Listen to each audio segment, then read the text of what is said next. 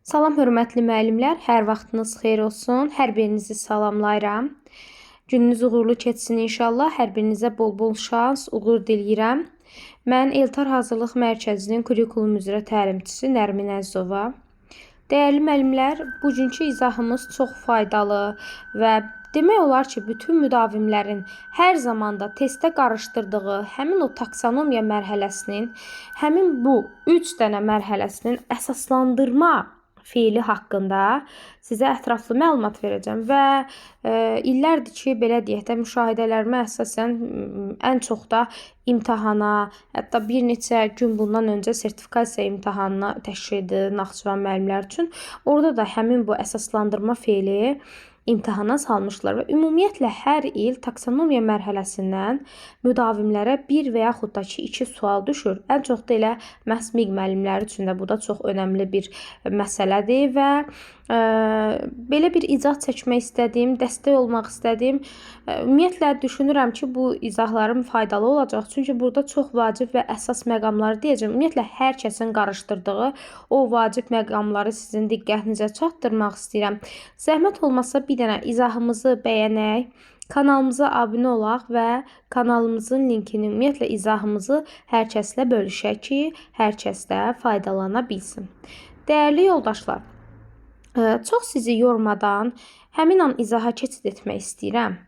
Ümumiyyətlə bilirsiniz ki, taksonomiyanın 6 mərhələsi var. 6 mərhələsi var. Yoldaşlar, 6 mərhələsini izah eləmirəm, çünki mənim izahım var bu taksonomiya ilə bağlı. Çox xırdalıqlarına qədər izah eləmişəm. İstəsəz, yəni baxa bilərsiniz. Açıq formada görsənir həmin o izah. Sadəcə olaraq müşahidələrimə əsasən bir çox müəllimlərin, demək olar ki, hər bir müdavimin taksonomiyanın əsaslandırma açar sözünü çox müdavim qarışdırır testlərdə və sizə nümunə çəkə-çəkə ətraflı formada izah eləyəcəm. Ümumiyyətlə yoldaşlar, əsaslandırma biz bilirik ki, həm təhlil mərhələsində var, həm dəyərləndirmə mərhələsində var. Əvvəlki illərdə dəyərləndirməyə məxsus idi. Fikir bildirmək, əsaslandırma eləmək yenə də eyni vəziyyətdir. Sadəcə olaraq bu açar söz çox müdavimlərin ən qarışdırdığı, hətta deyərdim ki, ən yaralı yerimizdir ki, hər il həqiqətən də, yəni neçə illərdir ki, bu hissəni məhz çox qarışıq formada qoyurlar. Və ən çox da diqqət elədiyimiz məqamlardan biri elə məhz əsaslandırmadır. Gəlin başlayaq. Deməli, yoldaşlar, hər birini ayrı-ayrılıqda izah edəcəm və sizə yeni bir məlumat verəcəm. Yeni bir ətraflı məlumat verəcəm sizə.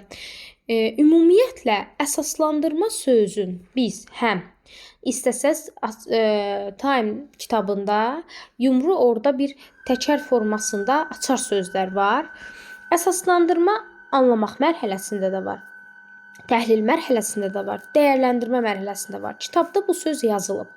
Lakin, yəni tövsiyə eləmirəm ki, kitabdan da gedib baxasınız. Çünki kitabda çox qısa, heç mənası geniş olmadığı şəkildə yazılıb və yaxşı olar ki, izahlara üst tutasınız da, belə deyək.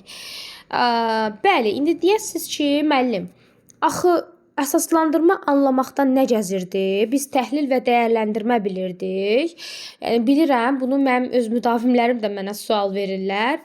Amma belə deyək də müəllimlər, mən müşahidələrimə əsasən, araşdırmalarıma əsasən və qarşıma çıxdığı test nümunələrinə əsasən sizə deyirəm ki, ola bilər ki, bu illərim imtahanda həmin bu əsaslandırma feilini çox qarışıq versiyada sala bilərlər. Və mən şəxsən öz müdavimlərimə testləri işlətdirəndə onlar çox qarışdırırlar bu əsaslandırma feilini və %100 bilirəm ki, bütün müdavimlər bunu qarışdırır.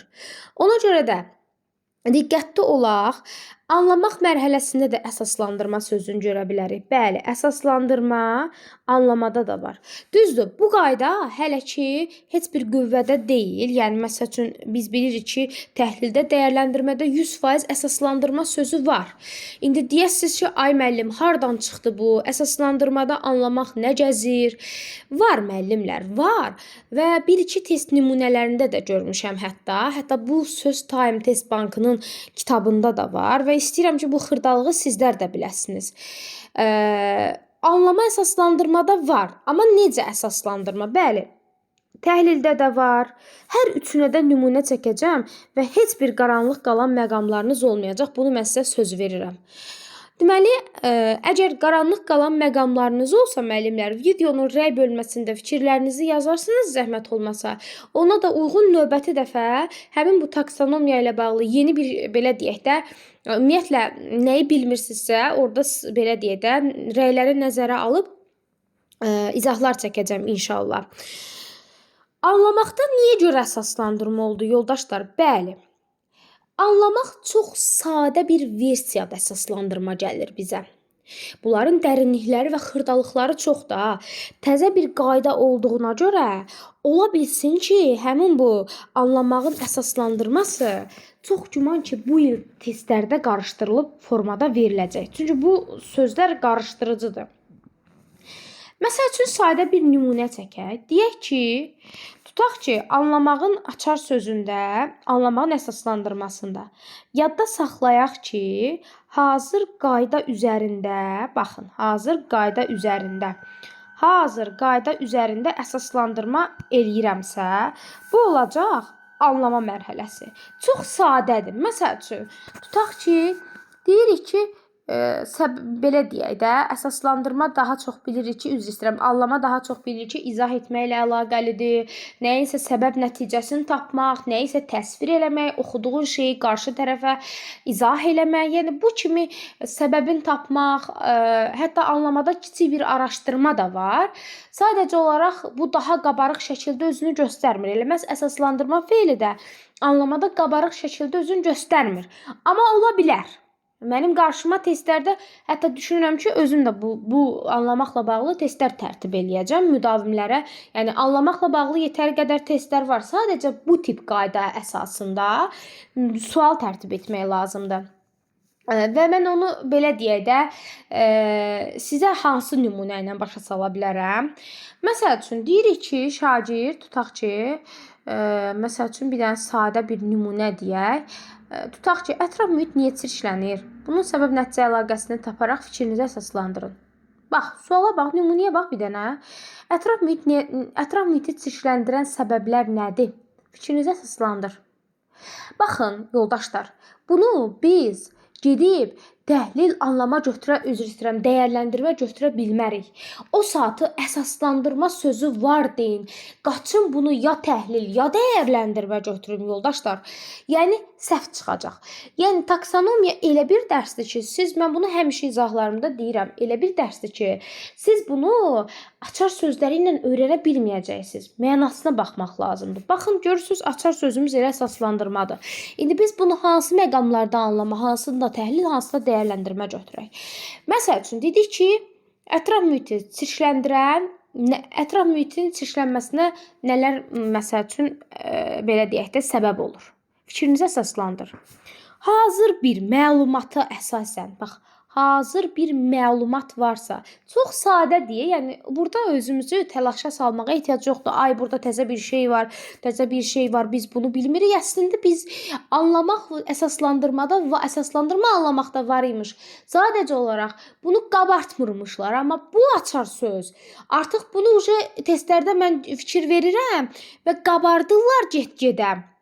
Yəni, əsaslandırma anlamaqda ola bilər. Yəni, bu nöqteyi nəzərdən sadə bir şeydir. Testdə görsəz, bilin ki, bunu belə bilirik biz. Aydındır? Anlamaqda əsaslandırma niyə oldu? Sadə bir şeydir. Hazır məlumat üzərində əsaslandırma eləyəcəm. Niyə ay müəllim təhlil olmadı o situasiya? Niyə dəyərləndirmə olmadı kimi suallar bilirəm, fikirləşirsiniz. Lakin, yoldaşlar, mən bax, məsəl üçün, sual belə idi ki, müəllim şagirdə tutaq ki, sual verir ki, məktəbin, məsəl üçün, tutaq ki, həyətində ağac kəmliyi var da, məsəl üçün, ağac çatışmamazlığı var, yaşıllaşdırma ilə bağlı, tutaq ki, yaşıllaşdırma azdır da, məsəl üçün, meşələrin, məsəl üçün, ətraf mühitin və yaxud da ki, məktəbin, tutaq ki, həyətində niyə görə, məsəl üçün, yaşıllaşdırma işləri aparılmır? Yəni, fikrini əsaslandır. Burada hazır bir şey var. Mən məsələyə münasibət bildirmirəm, məsələni dəyərləndirmirəm. Məsəl üçün, deyirik ki, tutaq ki, sadə bir şey deyək. İsmin məsəl üçün cümlədə mübtədə rolunda olmasını əsaslandır. Bax, gördünüz, hazır qayda. Məsəl üçün, sifətin əşyanın əlaməti olduğu fikrini əsaslandır. Və gördünüz necə rahat, necə aydın, necə şəffaf dedim. Nə oldu bu? Anlamaq sadədir də. Yəni düzgün səbəb, sadəcə sən burada heç nəyə fikir bildirmirsən. Nə yaxşı deyə bilərsiniz. Ay müəllim, niyə təhlil olmadı? Beynimiz qarışır bizim. Sual verə bilərsiniz. Deyə bilərsiniz, fikirləşə bilərsiniz. Amma yoldaşlar, burada mən özüm araşdırmıram, dərinliyə getmirəm ki, mən bunu təhlil mərhələsi götürüm. Sadəcə olaraq hazır bir məlumatdır və o məlumata əsaslandırıram. Məsəl üçün, sual verir ki, müəllim şagirdə isim niyə cümlədə mübtədə vəzifəsində çıxış eləyir hər zaman? Fikrini əsaslandır. Hazır qaydadır. Deyəcəm ki, filan şeyə görə. Yəni, burada mən şəxsi fikir bildirmədim. Yaxşı, təhlil niyə olmadı? Çünki təhlildə dərin bir araşdırma var. Səbəbin tap, nəticəsini tap, müqayisə elə, seç, sonda nəticəyə gəl. O faktlarla, ondan nöqteyi nəzərdən əsaslandırma elə. Onda təhlil mərhələsi olardı. Yəni, uzun sözün qısası. Bir də təkrar deyirəm, yoldaşlar. Anlama mərhələsində sadə bir məlumat üzərində əsaslandırma eləyirik. Sadə bir məlumat üzərində əsaslandırma. Sadəcə olaraq nümunə bir də çəkəcəm. Tutaq ki, məsəl üçün, müəllim şagirdə bir dənə mətin verir. Bir deyir ki, mətni oxu. Məsəl üçün, sadə bir şey. Oxuduqdan sonra fikrini əsaslandır. Yəni, sadəcə olaraq hazır bir məlumatdır. Yəni, hazır bir mətindir, hazır bir qaydadır. Qaydanı icra eləyəcəm sanki. Yəni, qaydanı əsaslandıracam. Yəni, qaydanı qaydaya əsasən əsaslandıracam. Hazır məlumatı məlumata əsasən əsaslandıracam.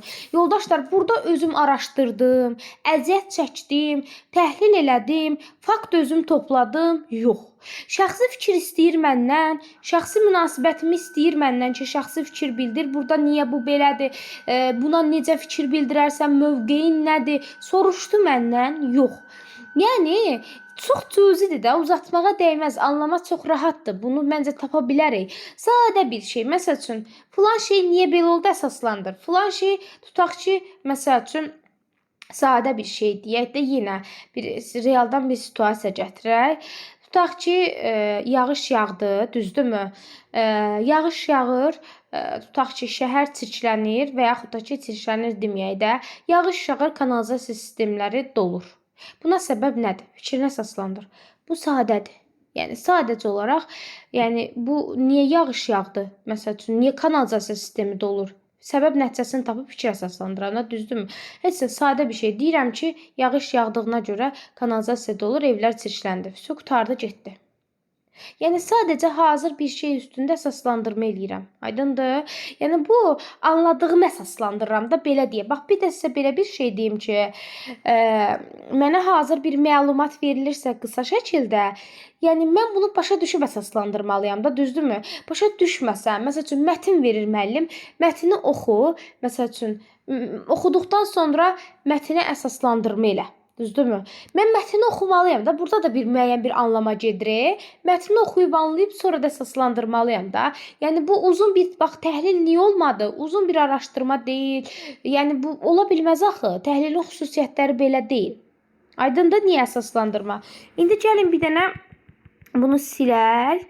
Gəlin bir də təhlil mərhələsini testlər üzərində, daha doğrusu üzr istəyirəm sizə belə deyək də, yəni nümunələr üzərində bir dənə bunu silək. Aha, istəyirəm, özüm istədim ki, belə açıq formada sizə başa salım. Yəni, ümumiyyətlə, bir o var şifahi şəkildə elə sadəcə danışasan, amma belə canlı formada da görəndə ümid edirəm ki, nələrsə əldə etmiş olursunuz.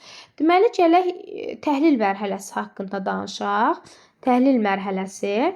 Burada da əsaslandırma var. Aha, burada da əsaslandırma var. Yaxşı. İndi sual verir ki, müəllimlər çox vaxtı, müəllim, biz necə bu əsaslandırmanın təhlili ayıraq? Ən çox da təhlillə dəyərləndirməni qarışdırır müdavimlər. Ən çox təhlil və dəyərləndirməni müdavimlər qarışdırır. Deməli yoldaşlar, təhlildə əsaslandırmanı necə götürəcəyik? Nümunə çəkək məsəl üçün. Tutaq ki, sayda bir dənə sizə nümunə çəkəcəm çox rahat formada. Yəni qarışdırmayacaqsınız. Həqiqətən də çox diqqətli olmaq lazımdır yoldaşlar. Ümumiyyətlə bilirsiniz ki, imtahanda bu mən dəfələrlə deyib təkrarçılıq eləmək istəmirəm, amma ən çox qarışdırılan mərhələlər bunlardır və yaxşı olar ki, xüsusilə bir qeydiyyat aparasınız özünüzdə. Yaxşı. Deməli bir dənə nümunə çəkək. Nümunəmiz belədir. Yəni sırf sizlər üçün hazırlamışam bu nümunəni. Yazı formasında hazırlamışam.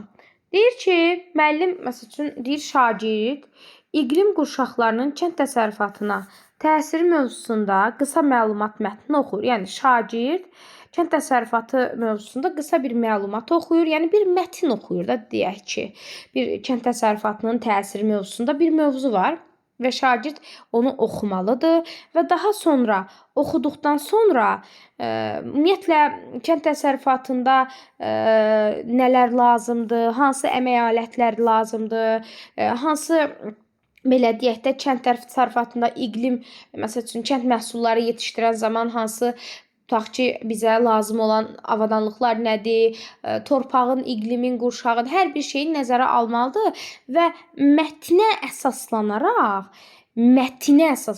baxın, dəyərli yoldaşlar, mətnə əsaslanaraq, yəni, bəzən müdavimlər deyir ki, müəllimə, niyə biz burada dəyərləndirmə götürmürük? Yoldaşlar, götürə bilmərsən. Sən nəyə əsaslanıb əsaslandırma eləyirsən? Sənin fikrini istəmir. Sənin öz mövqeyini istəsə, onda dəyərləndirmə olar. Sənin fikrini istəmir. Deyir ki, mətnə əsaslanaraq, iqlim qurşaqlarının kənd təsərrüfatına təsir edən əsas amillərini və bu təsirin nəticələrini müəyyən edin və fikirlərinizi əsaslandırın. O saatı müdavimlər deyir, ay müəllimə, fikrinizi deyir əsaslandırın. Biz necə bunu dəyərləndirmə götürməyək ki? Yoldaşlar, sənin fikrini istəsə, 100% dəyərləndirmə götürə bilərsən. Amma bir də var ki, deyir ki, mətnə əsaslanaraq kənd təsərrüfatına təsir edən təbii amilləri məsəl üçün müəyyən elə. Müəyyən eləyib, yəni əsaslandırma apar. Fikrini buna da əsasən əsaslandır. Yoldaşlar, sənin fikrini istəmir. Bax, mətnə əsasən, fakta əsasən, hazır fakta əsasən əsaslandırma edəcəksənsə, bu təhlil olur. İndi sizə bir dənə sadə bir şey deyim, bir dənə də nümunə çəkim. Deyir ki, müəllim şagirdlərə Cəlil Məmmədquluzadənin Ölülər əsərində Cəlil Məmmədquluzadə o dövrün insanlarına həmin bu əsərdə nəyi çatdırmaq istəyirmiş? Fikrinizi əsaslandırın. Bax, belə bir situasiya qoyacaq. Sualı bir də təkrarlayıram. Deyir ki, Cəlil Məmmədquluzadənin Ölülər əsərində müəllif, yəni Cəlil Məmmədquluzadə o dövrün insanlarına bu əsərləri yazmaqla nəyi çatdırmaq istəyirmiş? Fikrinizi əsaslandırın. Ay müəllim, avtomatik burada fikrimi əsaslandırdım, sözün görüb qaçıram, dəyərləndirməni götürürəm. Cavab nə çıxır? Səhv təhlil. Eləməyin belə. Yəni o saata gedib dəyərləndirməyə baxmayın ki, sonda axırda fikrinizi əsaslandırır deyin. Mənim öz müdavimlərimin də ən çox səhvləri elə burada olur. Axırda deyir fikrinizi əsaslandırın, müdavim o saata qaçır, dəyərləndirmə götürür. Yox. Bax sənə nə deyir? Bax əvvəl mərhələyə.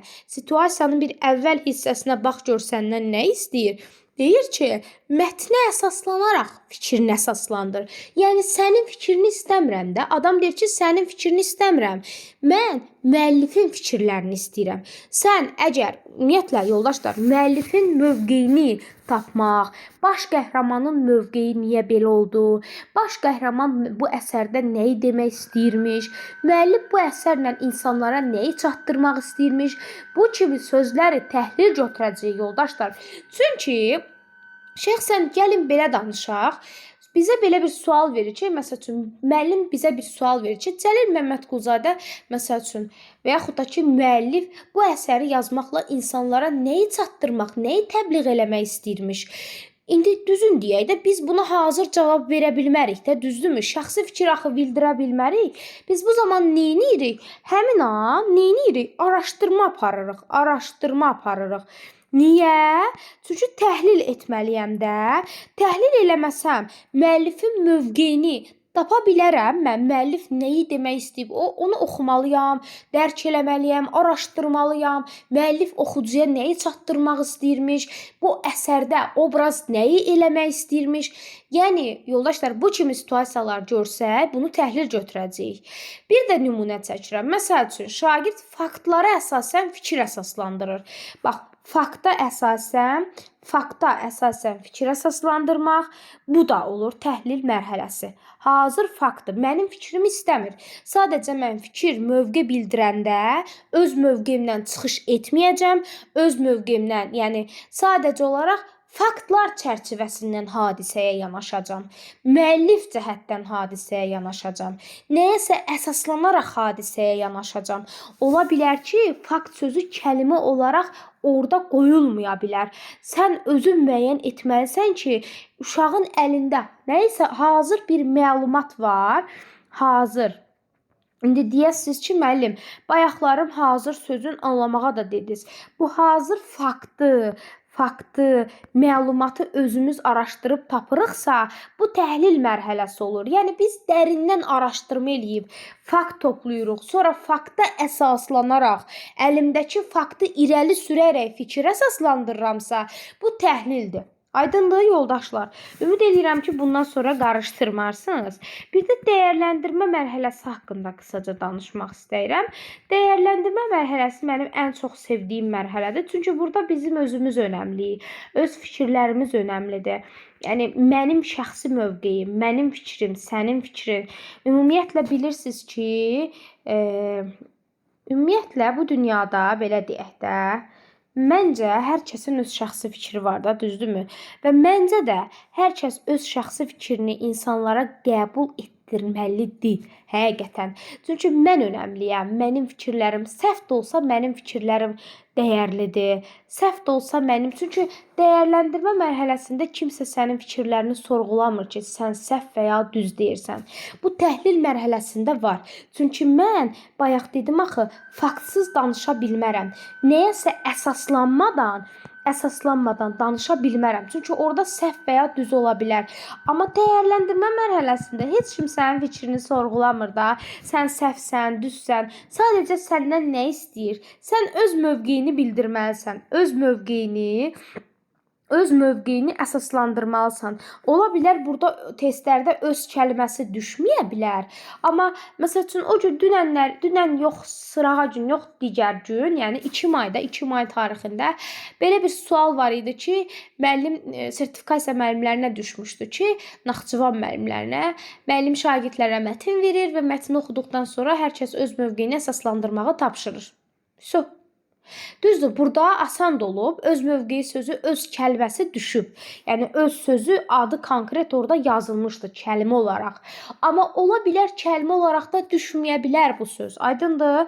Məsəl üçün sizə bir dənə nümunə çəkim, yoldaşlar. Məsəl üçün bir dənə nümunə deyim sizə. Deyir ki, belə deyək də, müəllim şagirdlərdən tələb eləyir ki, hansı sənədin daha etibarlı olduğunu meyar üzrə əsaslandır. Yəni hansı sənədin etibarlı olduğunu meyarlar üzrə əsaslandır. Düzdürmü? Əsaslandır. Sən əsaslandırasan da. Bax görürsən, sənə təhlildəki kimi demir ki, nəyəsə əsaslanaraq əsaslandırma, nəyəsə dayanaraq əsaslandırma. Yox. Sadəcə tam aydın, şəffaf. Mən sənin fikrini istəyirəm. Adam deyir ki, mən sənin fikrini istəyirəm. Sən əsaslandırma elə, sən fikir bildir, sən münasibət bildir. Aydındır yoldaşlar. Dəyərləndirmədə, yəni səni kimsə sorğulamır ki, fikrin səhvdir və ya düzdür. Məsəl üçün sual verir ki, məktəblərarası yarışların daha da inkişaf etdirilməsi üçün nələr söyləyə bilərsiniz və hansı məsləhətlərinizi irəli sürə bilərsiniz? Bax, sözə bax. Hansı məsləhətləri irəli sürə bilərsən? Gördünüz, burada əsaslandırma sözün adını çəkmədim. Düzdür? Əsaslandırma adını çəkdiyim situasiyada əsaslandırma demədim. Bax, Belə idi ki, deyir ki, müəllim uşaqlara məktəblərarası voleybol və yaxud da ki, handbol yarışının daha da inkişaf etməsi üçün hansı tövsiyələri verə bilərsən? Bax görürsən, səni istəyir. Sənin əsas bax burada sənin əsaslandırman var. Sənin əsaslandırman. Sən ona vacibsən. Sənin fikrin səhv və ya düz fərq etmir. Sənin fikrin vacibdir. Yəni belə. Ümid edirəm ki, faydalı oldu yoldaşlar. Yəni inşallah ki, nələrsə öyrənmiş olarsınız və yaxşı olar ki, bu qaydaları qızıl qayda kimi qəbul eləyib hər bir belə deyək də hər birini dəftərinizə qeyd eləyin. Belə yoldaşlar, zəhmət olmasa kanala abunə olaq, linki paylaşaq və bəyənməyi unutmayaq. Həmçinin də fikirlərinizi rəy bölməsində qeyd edərsiniz. Hansı mövzudan izah istəyirsinizsə, qısa belə deyək də, vacib məqamları istəyirsinizsə yazıb fikirlərinizi bildirə bilərsiniz. Çox sağ olun, təşəkkür edirəm.